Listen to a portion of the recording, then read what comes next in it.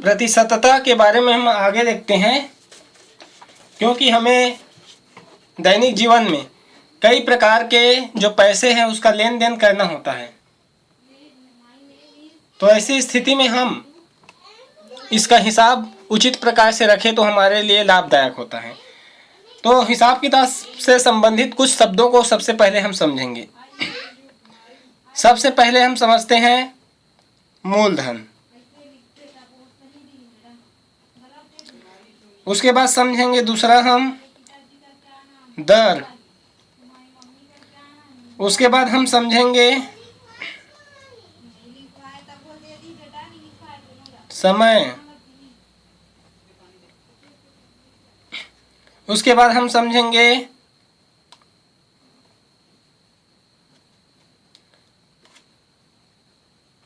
ब्याज,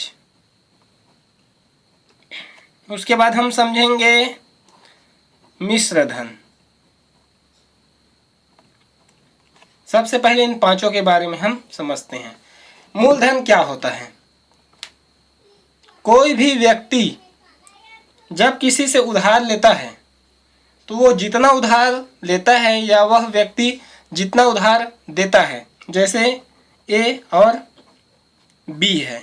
यदि ए ने उधार दिया बी को, मान लो 500 उधार दिया, तो ये 500 रुपये होता है मूलधन। तो मान लो 500 हो गया मूलधन, अर्थात जितना पैसा उधार लिया जाता है या दिया जाता है वो मूलधन होता है। दूसरा है दर। दर का मतलब होता है प्रतिशत, अर्थात प्रति 100 में वो उस धन के बदले कितना ब्याज चुकाएगा। तो ये 10% हो सकता है, 5% हो सकता है, 7% हो सकता है, 12% हो सकता है, मान लेते हैं 10%। तो हर 100 रुपये में 10% ब्याज के हिसाब से, ये दर के हिसाब से उसको राशि का ब्याज देना पड़ेगा, तो होता है दर। अब समय, समय को हम 100 के वर्ष के अनुसार नापते हैं। 1 साल के लिए, 2 साल के लिए, 3 साल के लिए, जितना भी साल के लिए, कितना समय के लिए वो पैसे को ब्याज में उधार लेता है। अगर मान लो कि 3 महीना है तो उसको हम लिखेंगे 3/12, क्योंकि 12 में 3 माह, ये कट जाएगा। 3 एकम 3 और 3 चौक 12, अर्थात ये 1/4 वर्ष हो गया। वैसे ही 4 अगर होता 4/12, तो 4 एकम 4 और 4 तिया 12, अर्थात ये होता इतने वर्ष के लिए, ये भी इतने वर्ष के लिए। तो माह में दिया हुआ है उसको हम वर्ष में निकाल सकते हैं। अगर मान लो दिन में दिया हुआ है कि 165 दिन का कितना ब्याज होगा, तो उसको हम लिख देते हैं 365, 165/365, क्योंकि 365 दिन जो एक वर्ष का था उसमें 165। तो इस तरीके से जो उत्तर आएगा वो हो जाएगा 1 वर्ष का, वो कितना वर्ष हो उसका मान निकल जाएगा।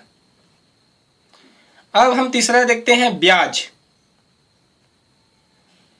इस दर पर इतने समय के हिसाब से इस मूलधन का जितना हमको एक्स्ट्रा पैसा मिलेगा या देना पड़ेगा, अगर हम उधार लिए हैं तो देना पड़ेगा, अगर उधार हम दिए हैं तो उससे हमको ब्याज मिलेगा, तो वो एक्स्ट्रा जो होता है, अतिरिक्त जो पैसा होता है, वही कहलाता है ब्याज।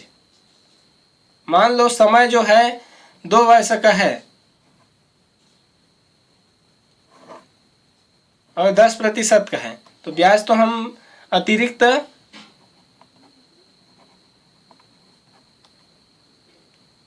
प्राप्ति लिखते हैं, अतिरिक्त जो प्राप्ति होगा उसके एवज में, तो अतिरिक्त प्राप्ति है। कैसे निकालेंगे इसका आगे हम समझेंगे। अब मिश्र धन। मिश्र धन क्या है? जो अपना मूलधन है और जो हमको एक्स्ट्रा अतिरिक्त प्राप्ति होगा उसके बदले में, दोनों को यदि हम ब्याज और मूलधन को मिला दे तो मिश्र धन कहलाता है वही पैसा। अब हम इसको एक उदाहरण से देखते हैं। ये है मूलधन 500, इसी के हिसाब से जो भी 10% दर और 2 साल के लिए है, तो इसका एक हिसाब किताब हम कैसा रखेंगे।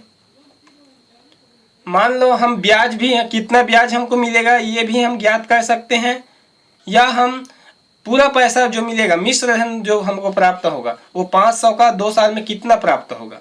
तो हम यहाँ पर 2 चीज़ें ब्याज और मिश्र धन के बारे में समझेंगे। सबसे पहले ब्याज। इस ब्याज को साधारण ब्याज भी कहते हैं, इसी को साधारण ब्याज कहा जाता है। तो इसका सूत्र होता है ज्ञात करने का, मूलधन गुणित दर गुणित समय और बटे कर दिया जाता है 100।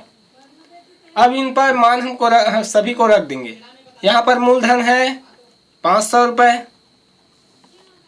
गुणित दर है 10%, गुणित समय है 2 वर्ष, तो 2 बटे 100। अब यहाँ पर एक शून्य कट गया, ये शून्य और ये शून्य कट गया। 5 दहम 50, 50 दूनी 100। तो ये 100 रुपया जो है वो ब्याज कहलाता है। तो हम कहेंगे कि 500 रुपये का 10% दर से 2 साल के लिए हम किसी को पैसा उधार में देंगे, तो हमको उस पैसे के एवज में 100 रुपये का ब्याज 2 साल बाद मिलेगा। अब हमसे कहा जाए कि मिश्र धन अर्थात वो कितना लौट आएगा 2 साल के बाद में, तो हम जानते हैं कि मिश्र धन बराबर होता है मूलधन धन ब्याज। तो मूलधन था 500 रुपये, धन ब्याज बना 100 रुपये, तो बराबर हो जाएगा 600 रुपये। ये 600 जो है ये मिश्र धन है। तो इस प्रकार से हम इन हिसाब किताब का उपयोग हमारे दैनिक हिसाब किताब में रखते हैं। अब हम इस फार्मूले या इस सूत्र के आधार पर सभी चीज़ों का मान ज्ञात कर सकते हैं। मान लो हमको ज्ञात करना है मूलधन का, बाकी सब हमको दिया हुआ है, मूलधन के बारे में हमको जानकारी नहीं है, तो हम इस साधारण ब्याज को मूलधन के जगह में लाएंगे और मूलधन को साधारण ब्याज के जगह में लाएंगे, और बाकी जितना बचेगा उसके अंश और हर को पूरा पलट देंगे। तो यहाँ पर आ जाएगा मूलधन बराबर हो जाएगा, मूलधन के जगह में आ जाएगा ब्याज। अब बाकी सबको पलट देंगे, दर गुणित समय नीचे आ जाएगा, दर गुणित समय, और जो 100 नीचे में है वो ऊपर में चला जाएगा, तो ब्याज गुणित 100 हो जाएगा। इस तरीके से मूलधन का सूत्र बन जाएगा। अब इस सभी में मान रखेंगे तो मूलधन हमको प्राप्त हो जाएगा। अब दर का मान ज्ञात करना है हमको, बाकी सब चीज़ें दिया हुआ है, दर का मान नहीं दिया है, तो दर बराबर होगा साधारण ब्याज को दर के जगह में पहुंचा देंगे ऊपर में, तो यहाँ हो जाएगा ब्याज। अब नीचे में आ जाएगा मूलधन और समय, मूलधन गुणित समय, और जो नीचे में 100 है वो चला जाएगा ऊपर में, गुणित हो जाएगा 100। ये हो गया दर का सूत्र।